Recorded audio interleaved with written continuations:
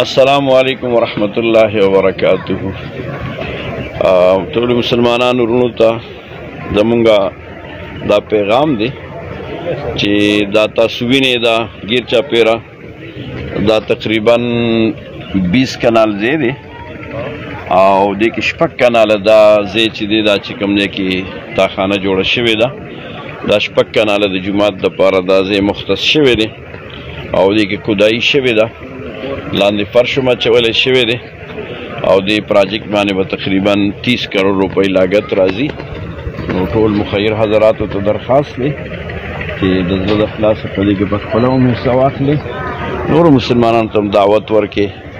انشاءالله دا به ستاسو دپاره صدقه جاریه وي، قیامت ته پورې به دا جومات آبادي او دې کې چې څومره په زرګونو خلک لکونو خلک منځونه کوي، تلاوتونه کوي، د دین څومره خدمات کی، قرآن او حدیث درسونه او پکې وي، نو تر قیامت پورې به انشاءالله د هغې ثواب تاسو ته میلاویږي.